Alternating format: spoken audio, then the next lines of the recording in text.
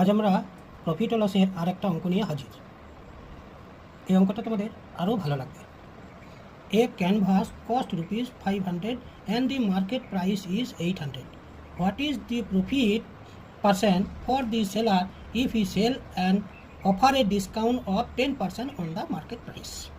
ঠিক আছে, আমরা দেখছি ক্যানভাসের কস্ট প্রাইস মানে ক্রয় মূল্য কত। তাহলে সিপি সমান দেখলাম 500 টাকা। ঠিক আছে, তারপরে দেওয়া আছে মার্কেট প্রাইস, যে মার্কেট প্রাইসটা প্রিন্টিং করা হয় সেই মার্কেট প্রাইস হচ্ছে 800 টাকা। তাহলে এমপি লিখি 800 টাকা। ঠিক আছে, এখন আফটার ডিসকাউন্ট 10% হি সেল, তাহলে এসপি মানে সেলিং প্রাইস হবে কত আফটার ডিসকাউন্ট 10%, তাহলে 800 ইন্টু 90/100, তাহলে 0 কেটে দিলাম, 8 9 72 720। তাহলে প্রফিট কত হচ্ছে আমরা জানি, প্রফিট সমান এসপি মাইনাস সিপি সমান প্রফিট। তাহলে প্রফিট সমান আমরা লিখে দিই 720 থেকে 500 বিয়োগ করি, তাহলে কত হয় 220।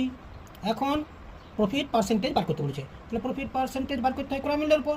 প্রফিট পার্সেন্টেজের ফর্মুলা আমরা জানি, পি পি প্রফিট গণিত 100। ঠিক আছে, তাহলে প্রফিট কত পেয়েছি 220/সিপি 500 গণিত 100। ঠিক আছে, 0 কেটে দিলাম, 0 কাটলাম 5 দুগুণে 10, 22 দুগুণে 44%। তাহলে প্রফিট পার্সেন্ট কত হলো 44%। ঠিক আছে, এটা অ্যান্সার।